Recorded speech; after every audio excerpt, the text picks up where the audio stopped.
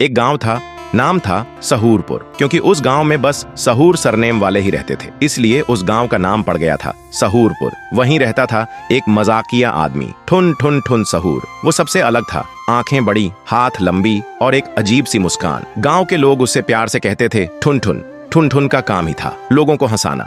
एक दिन गांव में मेला लगा। मेले में सब आए थे, बड़े झूले, बच्चों के झूले, चूरन, पॉपकॉर्न, सब। ठुन ठुन भी बड़े आराम से मेला घूम रहा था। तभी उसकी नजर पड़ती है एक बोर्ड पे, बोलने वाला मुर्गा, सिर्फ 10 रुपये में। ठुन ठुन सोचता है, अरे भाई, अगर 10 रुपये में बोलने वाला मुर्गा मिल गया तो कल से मैं तो मिनिस्टर बन जाऊंगा रे। फिर वो बोर्ड वाले को 10 रुपये देता है और बोलता है, भैया एक बोलने वाला मुर्गा देना। बोर्ड वाला एक पुराना सा मुर्गा उसे थमा देता है, जो देखने में थोड़ा दुखी सा लग रहा था, जैसे उसकी गर्लफ्रेंड छोड़ गई हो। ठुन ठुन मुर्गा को घर ले आता है और बोलता है, चल रे अब बोल, अब देखता हूँ तू क्या बोलता है। मुर्गा मुंह खोलता है, जमींदार हरामखोर है। ठुन ठुन सुनते ही चिल्ला पड़ता है, ओए ये तो सच्ची में बोलता है रे। मुर्गा फिर बोलता है, और गांव के सरपंच ने स्कूल का पैसा चुराया है। ठुन ठुन सोचता है, अरे भाई, ये मुर्गा तो पूरा न्यूज चैनल निकला। अगले दिन ठुन ठुन रोड के किनारे पे चिल्ला चिल्ला के बोल रहा था, सच बोलने वाला मुर्गा, सच सुनना है तो बस 2 रुपए का टिकट लो। थोड़ी देर में लोगों का भीड़ लग जाता है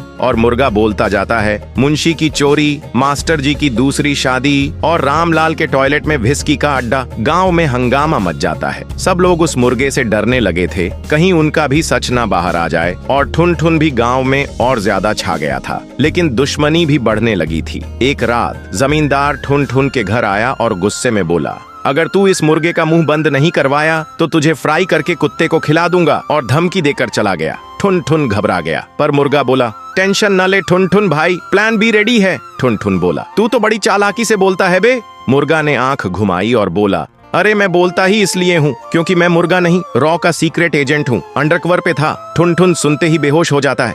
फिर अगले दिन रॉ वाले आए और मुर्गे को हेलीकॉप्टर में बिठा के ले गए, और ठुन ठुन गांव के बीच में अकेले बैठा था, एक नोट के साथ। नोट पे लिखा था, थैंक यू ठुन ठुन, देश के लिए काम आया, लेकिन तेरे लिए एक असली मुर्गा छोड़ के जा रहा हूँ, वो सिर्फ कुकड़ूकू बोलेगा। तो दोस्तों, अगर आपको भी ठुन ठुन की तरह कभी जिंदगी में बोलता मुर्गा मिला हो तो कमेंट करो कुकड़ूकू।